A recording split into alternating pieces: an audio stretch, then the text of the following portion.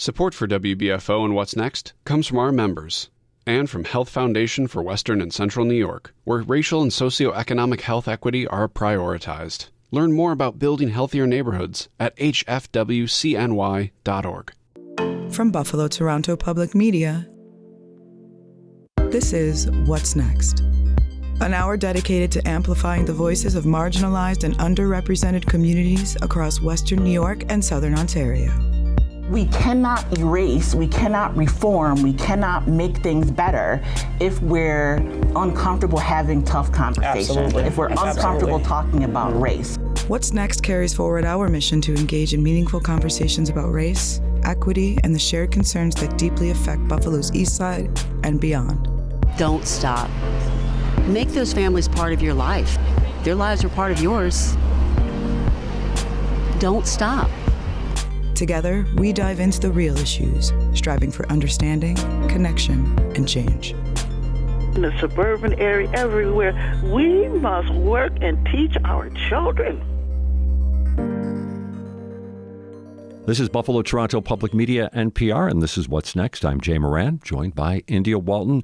India, of course, now with Roots Action, Senior Advisor with Roots Action. It's quite a title. Isn't it? It most certainly is. What does it mean? Well, it's the same title as Elon Musk. Wow. So it must mean that You're the richest woman in the world? I don't know. Or maybe I'm going to get on a rocket ship or something. No, but, it means that I'm in thought partnership with my colleagues over at Roots Action. And we talk a lot about policy, about strategy, just pushing our representatives in D.C. to be anti-war, to stop the endless wars, cut the military budget and things like that. But I also do a significant amount of media as a part of my role as well. Oh, and so you're the face often, or Not the face. The whisperer, maybe? Maybe the whisperer. Yeah. I believe that when it comes to critique of the Democratic Party, I am a person who's willing to say things that a lot of people will not. Let's critique the Democratic Party then. Let's take some time here to do just that. Mm-hmm. I think maybe November was a bit of a critique for the Democratic Party. It should have been a wake-up call, but it seems like they're still very much asleep. Really? Mm-hmm. What do you hear? What are you seeing? What doors aren't opening? People aren't listening? What do you have? We're just not seeing the response to the first Trump administration, right? A lot of folks are sort of complacent. They're going with the flow. There's no real resistance. Even the fact that Chuck Schumer voted for the budget in the way that happened it's very confusing. It is interesting to see the senators' recent New York polling went down significantly after that vote. And even outside of the presidential election, the way there was this attack on both Cori Bush and Jamal Bowman for their support of ending the genocide in Gaza, right? And they were replaced with other Democrats, but they're not going to be working class champions who are going to stand up for the right thing. Cori Bush slept on the steps of the White House to preserve eviction protections during the pandemic. Not the White House, the Capitol, you know what I mean? Absolutely. Yeah. So you're seeing kind of an internal backlash of sorts. It's just the way you describe what's going on inside the Democratic Party. I guess what you're suggesting, or just stating outright, that the leadership of the party is rejecting a move to the left. Well, I believe that Democrats do more to defeat progressives than they do to take care of the Republicans, right? There was this sort of line of thinking that they were going to be able to somehow convert suburban Republicans and make them more moderate and have them vote Democrat if they just told the line. And it's just not true. You mentioned suburban Republicans. That's an interesting place to maybe take a little deep dive in there. Mm-hmm. So you're obviously taking a good hard look at the electorate and how these groups are assembled and what their, I guess, for lack of a better term, groupthink offers. What do we know about that group, that suburban Republican, for lack of a better term? I guess for a while we used to call them soccer moms, maybe. Is that what we used to talk, like the Clinton years used to be the conversation? What are we seeing inside there? What's going on? What's driving that groupthink? they care about their wealth and the comfort of their lives. Are they missing a message that they can have their wealth and the comfort of their lives, and yet there could be other more progressive things going on in this country? I think what is being experienced now, with inflation still rampant, with the tariffs and the trade wars, folks, the stock market, folks are losing significant chunks of their retirements. I think that people are experiencing that this is not about a party that is going to save working class and middle America, which middle America is, for the most part, disappearing, right? It's the 1% in all the rest of us. And my hope is that in 4 years, if we survive this, we will have been able to build up enough class consciousness to figure out that together, collectively, we can provide for everyone, and it doesn't have to be an us versus them. It's interesting you said about the thinning out of the middle, so to speak. We just recently had a program on about housing here in Erie County, and you're seeing just that there is a widening of expensive housing here in Erie County, and there's a widening of housing that is, I hate to use the term substandard, but it's most certainly low-income housing, and that middle ground is long gone. Is that a message that's getting out? I think it is. People are feeling it in their pockets. And the difficulty for me is that I have seen with my own eyes that it doesn't have to be that way.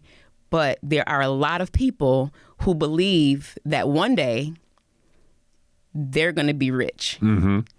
So they're resistant to phrases like tax the rich or the wealthy should pay their fair share, because they're worried about their taxes, when what's actually happening is that the wealthy are keeping their money and the people who are being taxed are the working class people. It's one of the nice things about being old is that I've realized I'm not going to be rich. So I wish I knew that 40 years ago. I probably would have been a bit different. But, as we were talking about that, it's also another thought about education. Mm-hmm. If education, tell me if I'm wrong about this. Education we're never going to be able to see education, especially of lower income people, education being, always the great thought that this is what's going to lift us all up. But education will never be equal, or we'll never see real equity in education with the current funding model. Do you agree with that? So I used to be a school nurse. And I think a part of the issue with schools and funding is not the funding that comes into the school system. The Buffalo public school system has a budget that's larger than the entire city of Buffalo. Right. We spend a lot of money. So do you think there's enough resources there? There's enough resources inside of the school system. Okay. There's not enough resources inside the homes. We are expecting children who are housing insecure, who are food insecure, sometimes malnourished, tired. They're primary caregivers for siblings while their parents work. They're experiencing community violence. How do you expect a person who is in fight or flight mode all the time to come into a building and sit for 6 hours and be able to learn? And then add on top of that, the nutrition in the school is awful. Kathy Hochul vetoed the Good Food Purchasing Program that would have prioritized local, sustainable agriculture and getting fresh foods into the schools, right? She vetoed that. But then she said, well, we'll give all kids free breakfast and lunch. But it comes from Cisco, a corporation that brings in prepackaged, overprocessed foods into our schools instead of letting the commissary cook high-quality, nutritious foods. We're getting rid of the arts. We're cutting recess and physical activity. I mean, it's not about putting more money into the school building itself. It's about prioritizing the health and well-being and safety of the entire community so that when the kids come into the building, they're ready to learn. At the same time, the school district is being asked to do, like you said, feed children, to do more. So what you're saying then is the priority, we're getting it backwards here, I guess, or sideways, for lack of a better term. It's so backwards. And I mean, even the fact that we're still busing children out of their neighborhoods. Why? Right? Like, that was a pre-integration thing, but we're not integrating schools anymore. Many of those buildings are still 75+% Black children, right? The more affluent and other families, all of their kids either go to Olmsted, City Honors, or they put them in privates. So why not have the children be able to walk to school in their community, to be able to access that school building after school hours and have something to do in the evening time? Because we've seen the gutting of youth services in the city. If you look at the budget, right? Police get plenty of money. Youth services, very little comparatively. What's stopping? What do you say is stopping the? I mean, we've heard about the neighborhood school idea. I mean, it's not a new idea, right? That was the way schools were always set up. And of course, that for now, we're over a half century of busing here in the city of Buffalo. What's stopping? I know I've heard inklings throughout the years of, let's get back to having neighborhood schools. What's stopping that? I think a part of the barrier most likely is enrollment is down. A lot of folks are choosing charters these days. And like I said, a lot of people are just going private. There's also been an uptick in homeschooling, especially since COVID. So I think it would have to take a lot of thought to sort of make the numbers work. And then we've also sold off a significant portion of the neighborhood schools. So, yeah. There's a lot there. India Walton with us on What's Next today. India, we'll keep mentioning not running for office, but most certainly here willing to share her experience, her expertise, and her views on a lot of different matters. And we most certainly are appreciative of it. Let's get back maybe for a little national discussion here, since Roots Action, that's what you're doing as a senior advisor there as well. Let's start off with your advice to the Democratic Party that was. Is it wrong for me to say thumped in November? Is that wrong? I sometimes I get in trouble when I use verbs like that. My advice to the Democratic Party is that voters know what we need, and people vote based on the perception of who is going to provide for those needs. And people are not stupid.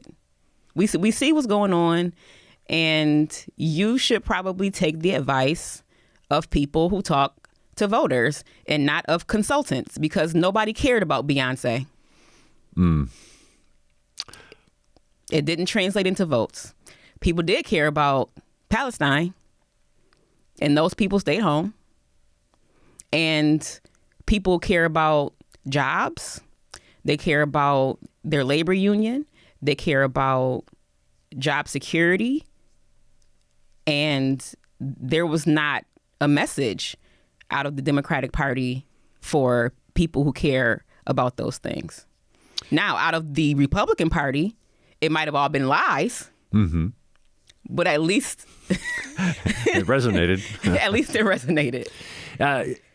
Labor unions, you mentioned that. Interesting. I'll invite you into the tariff discussion here. We can add more to what is I think is leaving the electorate bewildered, the tariff situation. But yet, we saw local auto worker unions saying, "Oh, the tariffs are a great thing." What about the tariff situation? What do you see of it? What do you make of what you're hearing and seeing? I have a relative who works at a car dealership, and immediately when the tariffs went into place, their sales dropped. No one's buying cars. I think that American retail is going to take a major hit. There's this whole thing going on now with the producers in China on TikTok giving their WhatsApp number and saying just buy directly from the manufacturers, cut out the middleman. So I think that people perceived it to be something that was going to work, right? Because the idea is that, well, it's going to somehow make more money for the United States, but also it's going to bring back manufacturing jobs. But then on the other hand, it's 2025, and where are you going to get this workforce who's going to work a 12-hour day in a hot factory for a low wage to produce your widget? That's an interesting take on it for sure. What about what you saw? You went to the Democratic National Convention, didn't you? I did. What'd you see there? Oh, my God. I saw a tale of two Democratic parties. Two Democratic parties? Yes. I spent the first 3 days over at the Chicago Teachers Union with the progressive wing of the Democratic Party, Bernie Sanders, former Senator Nina Turner, Ro Khanna, talking about policy, prioritizing the needs of working class people, having serious conversations. The final 3 days I spent at the DNC. Inside, it was the largest party I'd ever seen. There was confetti falling from the ceiling. There was one celebrity after another. It was a very jovial and happy mood, as if Kamala had already won the election. And then on the outside of the convention center, I saw the over-policing of peaceful protesters exercising their First Amendment rights. While when we say that we are the party that is going to protect us against fascism, at the same time, you are over-policing and punishing folks for expressing themselves. I saw in the lobby of the convention center delegates who were crying because they were denied an opportunity to speak at the convention because they were part of the uncommitted movement. Kamala Harris, of course, lost and lost pretty convincingly. Did she lose because she wasn't a good candidate, or did she lose on policy? She lost because they skipped the primary. We didn't choose her as our candidate. Maybe if there had been a primary, we would have. But I think to give her 90 days to convince the electorate of who she is and what she believes in is impossible, because to many voters, she was simply an extension of Joe Biden.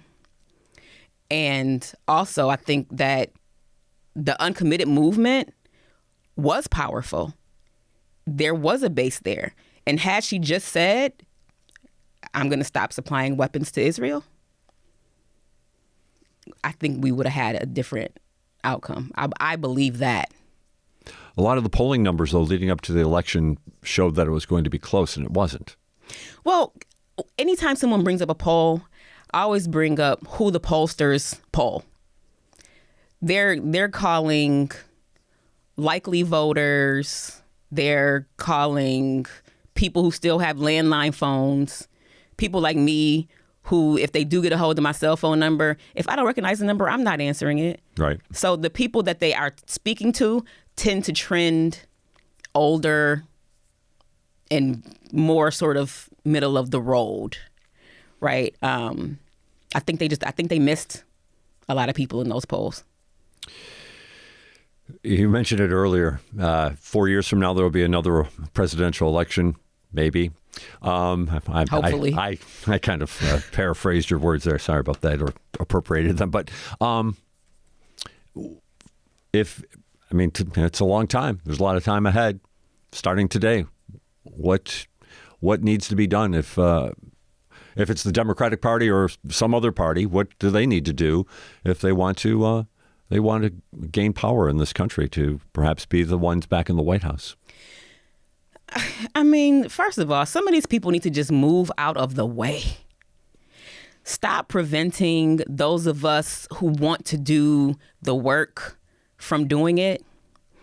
And also, we need to start calling out people who are presenting themselves as Democrats, but who aren't doing anything for working class people, who are taking money from the pharmaceutical lobby, the real estate lobby, the corporate lobby. If you are funded by the same people who are funding Donald Trump, then you have the same interests.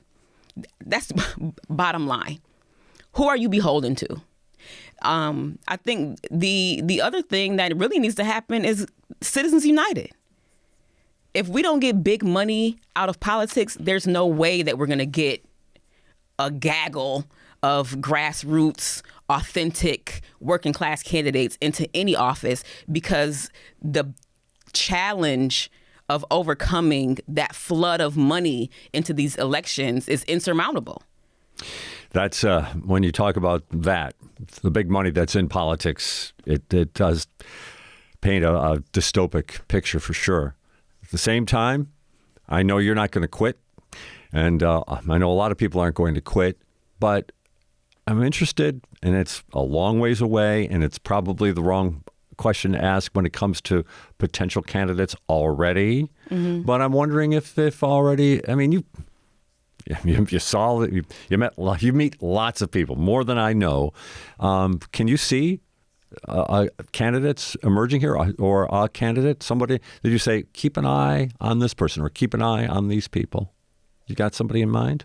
Or do you want to withhold on that? It's a little too early to be starting to play the personality game here. Well, I can probably say this because this is a local show, but keep an eye on Ro Khanna. Okay. All right. Why? Just the way he's moving. I think there's a slow ascent into leadership in the party that's happening with him right now. I wonder about David Hogg, maybe not a presidential run, but maybe a congressional run. Yeah, well, it'll be interesting. I know that Justice Democrats is actively recruiting, so we'll see. Okay. Where should people look for more? I mean, hopefully you've intrigued people here with your conversation today. Where should people be turning for more, to find out more? We try to give them as much as we can. I mean, I know, unfortunately, we fall short in the media here. But what about that? Where could people turn to find out what you want them to see? Yeah, I mean, visit rootsaction.org anytime. On Progressive Hub, there's always links to articles and information. The 0 Hour is a really good podcast that talks a lot about these topics. You can always follow me on social media. I think I'm just India Walton, right? On Twitter and Facebook, and look for reliable, credible sources of information and take it with a grain of salt and assess it with a very critical lens. A critical lens. That's we all could use a little critical lens, that's for sure. All right, you've got about a minute to go. I already know the answer, but I'm going to ask you to expand on it. Do you have hope? Do you have hope for this country? Eternal. Yeah? I have eternal Why? hope. Why? Because I know people.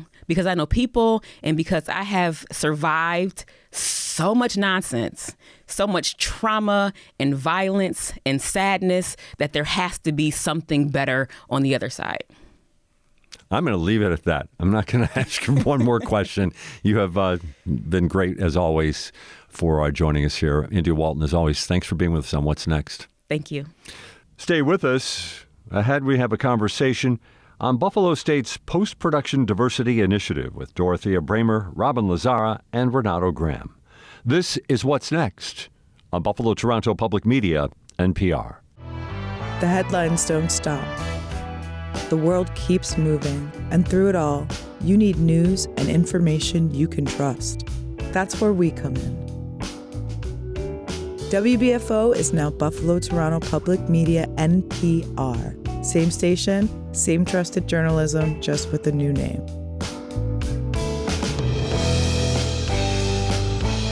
From Morning Edition to All Things Considered, from Group Chat to Friday Night Lights, from What's Next to the BBC, we bring you the stories and smart conversations that matter. No spin, no nonsense, just the perfect mix of news, information, and entertainment.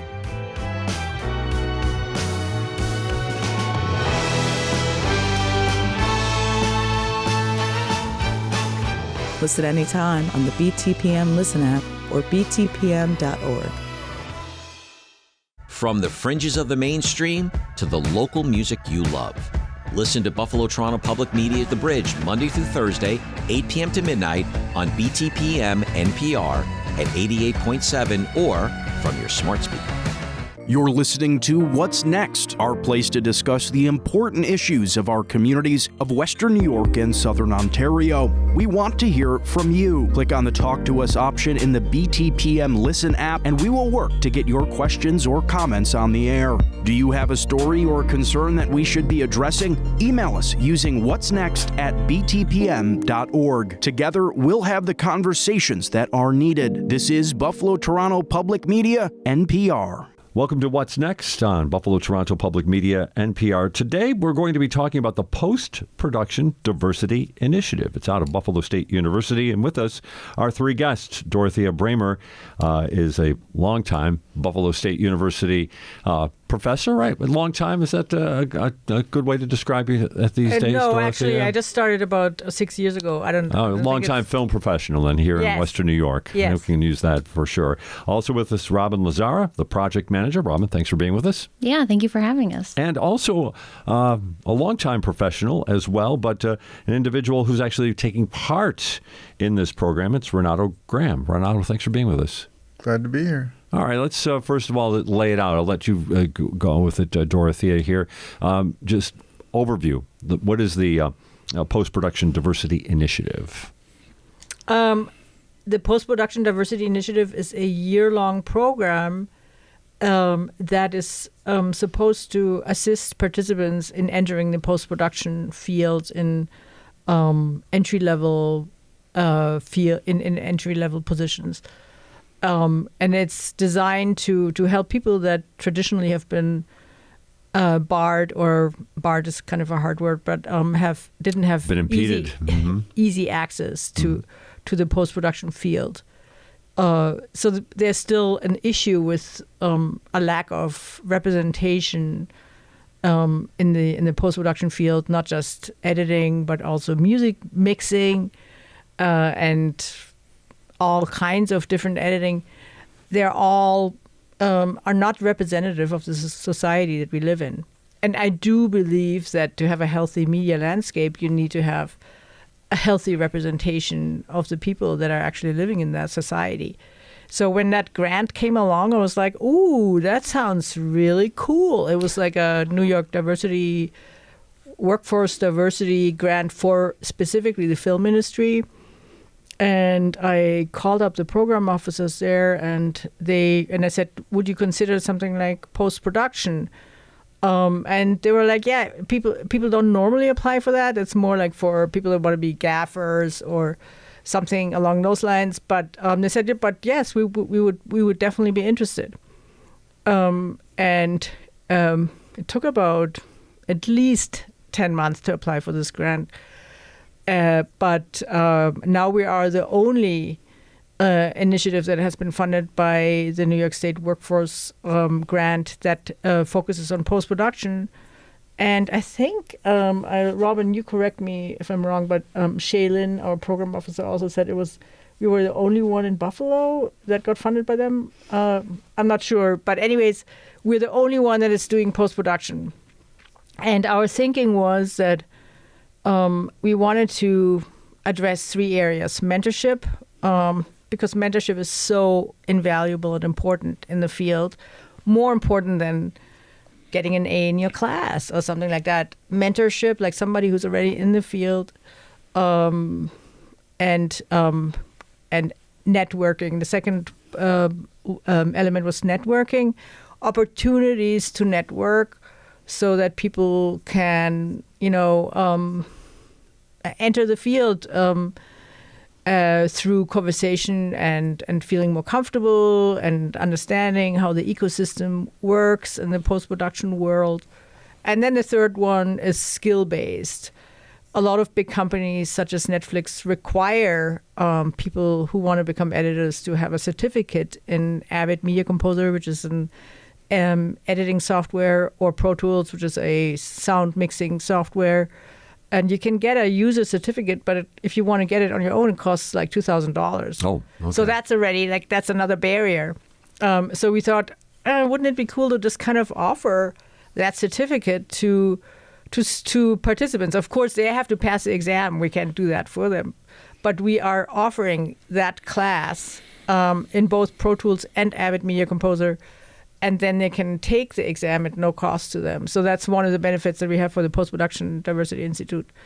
And the other one is one of the first people that I contacted was Munib Hassan, who works at the Motion Picture Editor Guild in New York. And I said, how would you feel about collaborating with us on this? And he was immediately like a very enthusiastic collaborator. Okay. And he was like, yeah, that would be great. We'll have all these workshops. Well, I'll bring in, we have really great editors and sound mixers, and I can design a lecture series for you on Zoom. And then we'll also plan a trip to New York, like we can go to these post-production houses. So he was the first person that I actually talked with when we designed this. And then I also talked to my colleagues, especially Meg Knowles, who's also working at Buffalo State. So it kind of grew out of those conversations. There's a lot of elements inside this. There's the diversity part, but again, back to the whole post-production element. Let's make sure that everybody understands what we're talking about here. Post-production when it comes to the film industry. What are we talking about? Well, this program covers like video editing, and we had some classes about sound editing for film, like people who are interested in pursuing like dialogue editing for film and TV shows. But we also cover people who are interested in digital music production. Okay.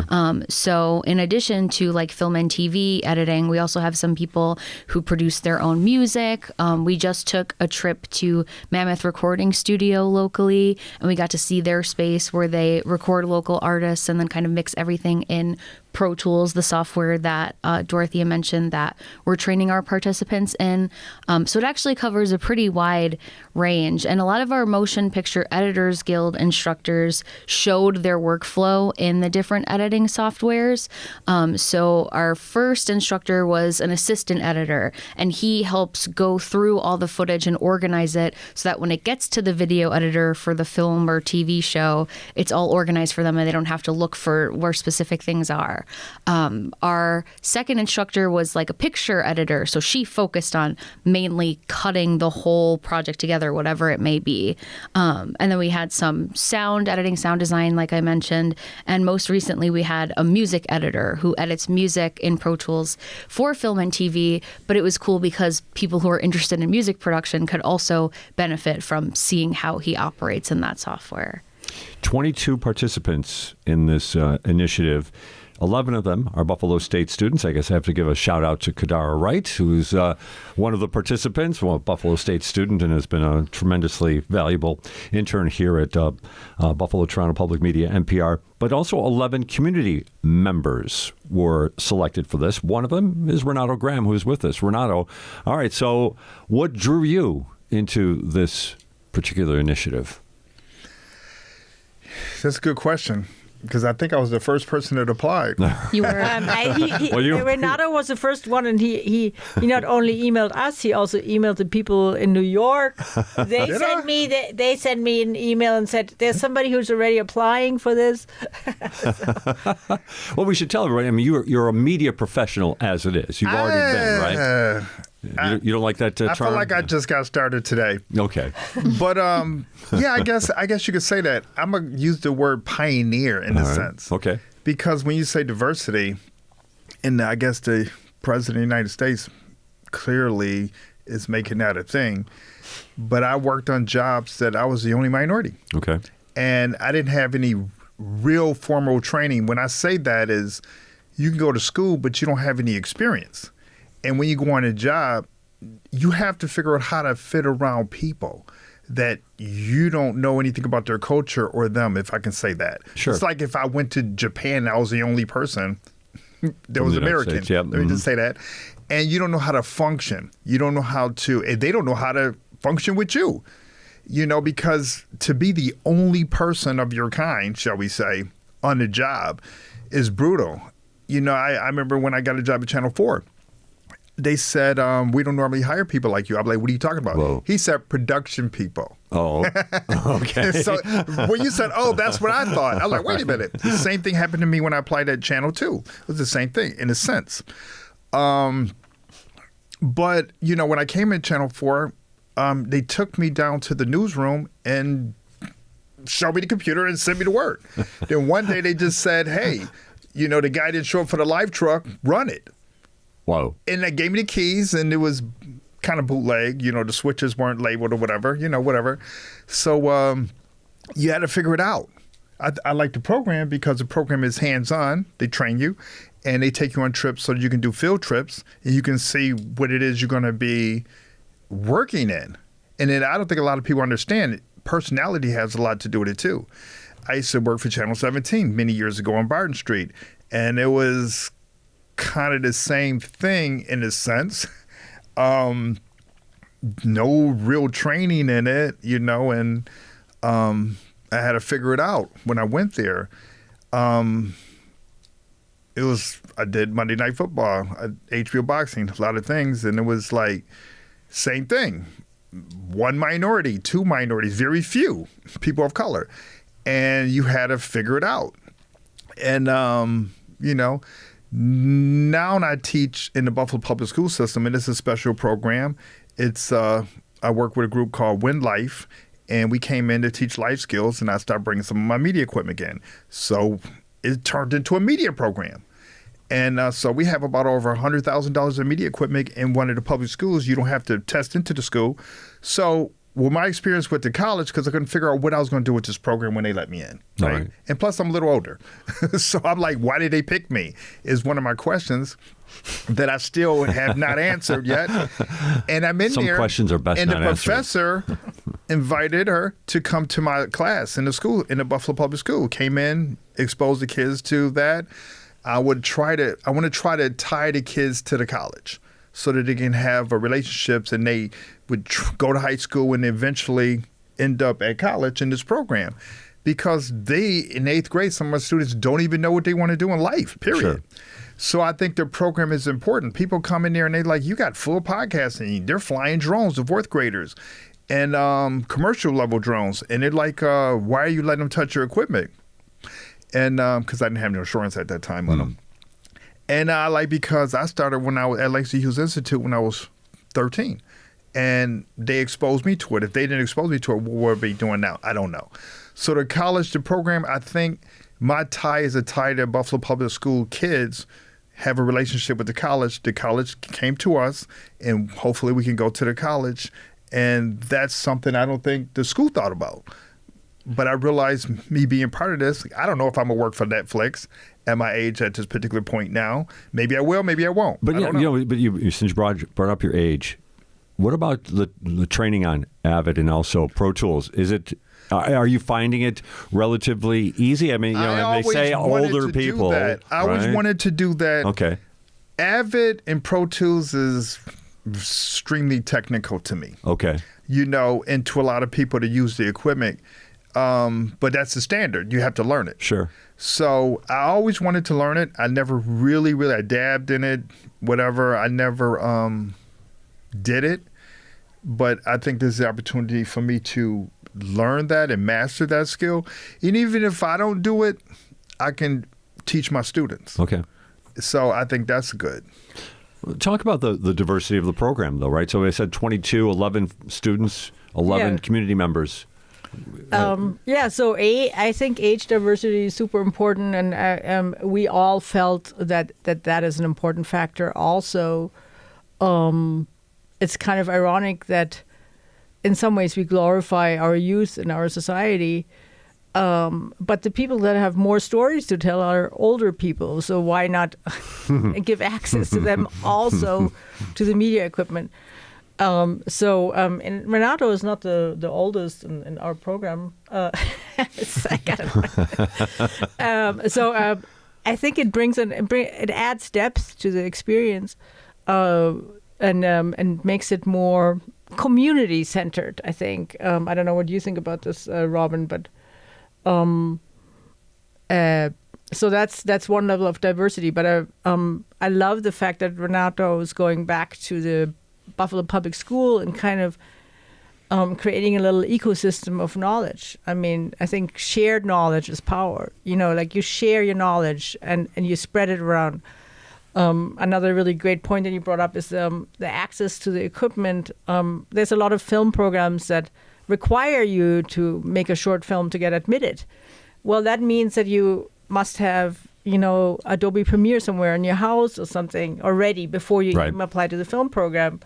I think that's not fair. I think people that don't have access to editing equipment should also have access to a media education. And Buffalo State has a very strong record of being very inclusive, I think. And I think that's why this program is very well suited to be in Buffalo State. We're talking about the Post-Production Diversity Initiative at Buffalo State University. Doretha Braemer with us, also Robin Lazzara and Renato Graham.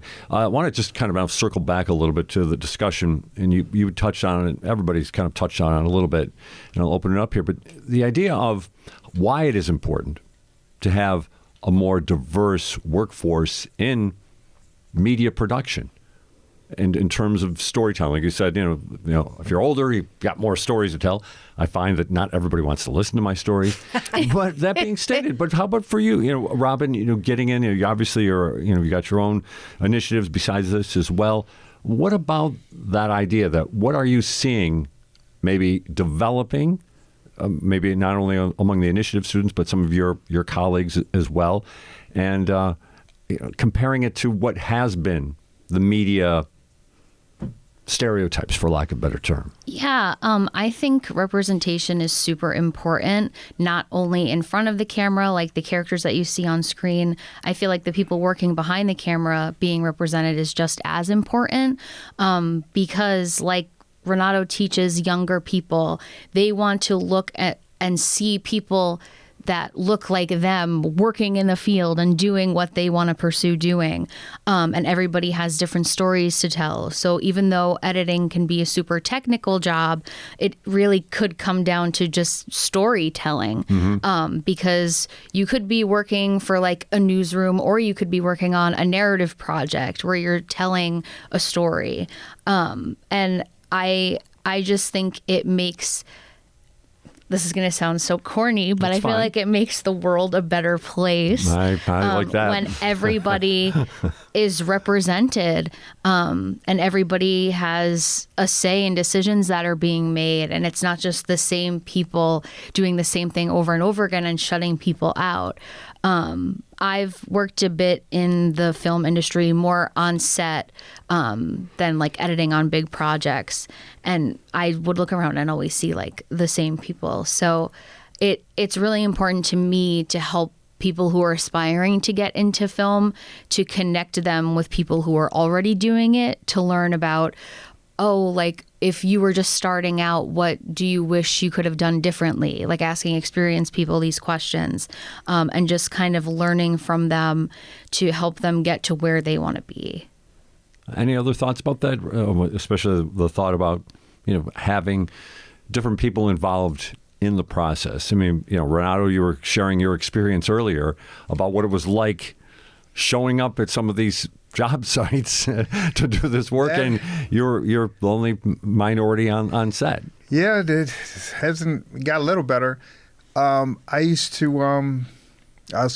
followed Mayor Brown around for 4 years, doing media for him, and a lot of places we went, I was the only minority, me and him, and I explained to people something really important. When there was critical on Byron, I was hard on him too, until I realized in the history of Buffalo, that was established, I don't know, in the 1700s, 1800s, whatever. He's the first minority man of color ever in the history of the world to be a mayor here in Buffalo. And when I say it like that, people are like, wow. And, we was running around. It was like me and him donate some time in at places. And I don't think people realize that. And the qualifications of me working, a lot of times, who can I learn from? Right. I don't see anybody like me, and I'm the only one on the job. So I guess I was a pioneer in the thing. So when I talk to the students, I try to prepare them that you can't walk around with your hands in your pocket. You can't wait for somebody else to tell you how to do something. You're going to have to figure it out. And a lot of these kids can't figure it out. Their attention spans are so short now that, but one thing shocking to me at the school system was some kids was walking by the classroom. I started last year, and they were walking by, and I'm new to the school system. And they were really young. They were like fourth graders or something. And they popped in, was curious of what was going on in my room because they seen the equipment. They came in, and I said, they can stay. They're not bothering me. We went outside and flew the drone the first day, and they knew what they were doing. And we assumed they weren't capable. The older they get, it's difficult. But the younger, they do whatever you ask. And they're amazing. And they're teaching me stuff on the iPad and all kind of stuff. I'm assuming, wait a minute, you're a little kid, don't touch that. And I'm like, wait a minute, now I'm calling them over and talking about how do you do this? So we need to start preparing them now before the world messed them up. And I'm not trying to get into politics, but I think when I watch the news, they're talking about cutting all the art funding. In public broadcasting and whatever. Like I did work at Channel 17, so I did benefit from it. I worked at the first public access in Buffalo, so I did benefit from all of this. But so that's important. I'm just plugging. Fun arts in the program. I think access to the arts is so important and being inclusive. Another example that I thought of is music mixing, like mixing audio. And we are also collaborating with digital music with Tomas Henriquez, the professor there, just to mention that. But even in our program, all the people that were doing music mixing were, white guys, and it's a very, very gendered profession. Okay. But you actually, Morgan Koziel is working here, right? Yep. She's part of the program also. And to break that gender barrier with music mixing is extremely important, I think. Not just sound mixing. Not just music. So that's another example where we just need more diversity. Every study shows that a more diverse environment creates better outcomes. Like school, if a school is diverse, the learning outcomes go up. And I think that's true for every environment. You need to have an inclusive environment because shared knowledge is more knowledge, Another thing that you mentioned, I think before we went on the air, Renato was somewhat touched upon it, the idea that, okay, you can get an A in a class, right? And you can get all the good grades you want, but there is that extra, that little something that is needed if you're going to advance in this field. Yeah, I love what Renato was saying about you don't really if you're the only one in a situation, it's very hard to figure out how do I fit in, and to just kind of figure out how do I fit into this ecosystem of post-production, and how do I behave.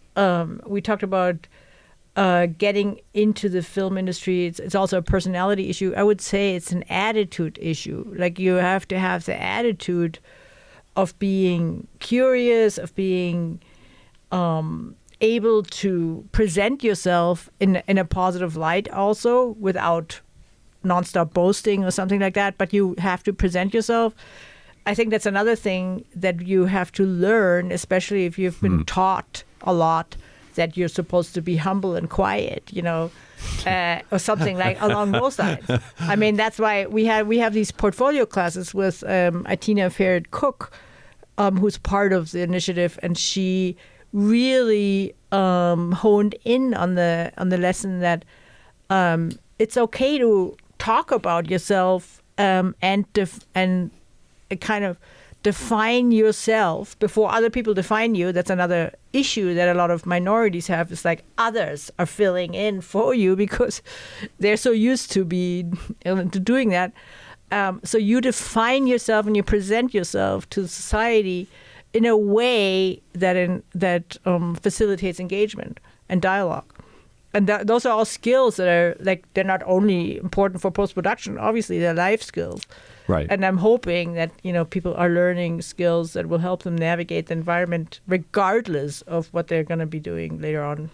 We're winding down to our couple minutes here of talking about the Post-Production Diversity Initiative. And I know this is year 1. We don't know if there's going to be a year 2, but we're already looking, hoping, keeping our fingers crossed and doing all the grant work to see if we can get another year. Yeah, we're really hoping that we're able to do this again. After actually doing it for a year, we obviously learned a lot, and there's a lot that we would improve going forward. But when we initially opened applications last year, we had over 50 people apply. So that helps show that there's a need for this. And we were initially planning on only accepting 18 participants, but since so many people applied, we increased it to 22 because we were like... And it's worked out? 22's been okay? Yes. Okay. All right. Yeah, it's been really great. So fingers crossed. And we already have a lot of people that are interested to apply for the second year. So there is interest, there's need for that kind of education, I think. And how about this for a final question? I'll pose each of you to go this through. What for you, how does this program, how can it be judged a success? What do you think, Renato? A lot of people I talk to, they're like, I didn't hear about that. How come so they want to be part of it because it's exciting to them. And all my students, they're all excited. But a lot of people, when I tell them about the program, they want to be part of it, but there's not enough cheers. But if there's one improvement I can say for the program. There we go. I couldn't get into the building because I wasn't a student. All outsiders like, who are you? Where's your ID? You got access, but not building access. Yeah, okay. I didn't, so we was working on that. And that's something we talked about for next year, partnering with some local organizations. Because the police didn't know what to do with me. You're not a student. Where's your ID? So he can only get in when the program is running. And there's bureaucratic obstacles. Sure, always. But back to success. For you,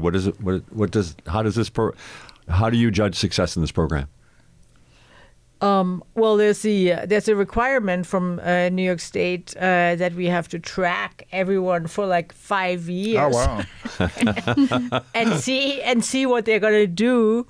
So that there's that kind of measurable sort of success. Like what are these people going to do? And I'm kind of curious. I want to stay in touch just to see, what are you going to do with this? Another success for me is how much community are we creating through this program? How much fellowship are we creating? And I've seen bonds made between Buffalo State students and community members already, kind of in a way that I think is meaningful. So that is also success. And just to see Robin in action has been, it's really great. So success to me is, that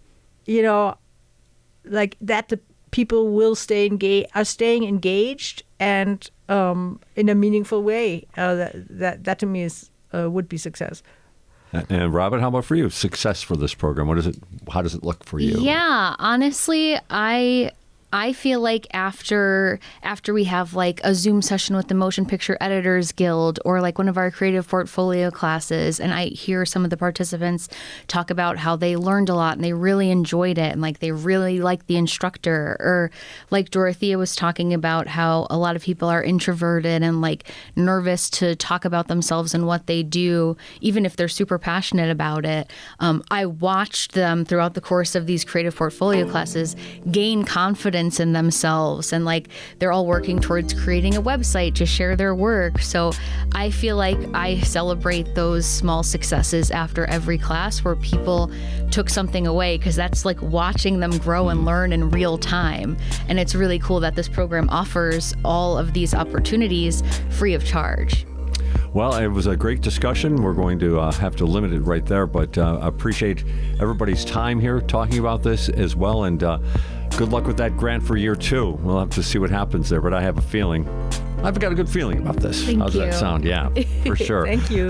With us, Doretha Braemer, also Robin Lazzara and Renato Graham, this morning talking about the Post-Production Diversity Initiative. This has been What's Next on Buffalo Toronto Public Media, NPR.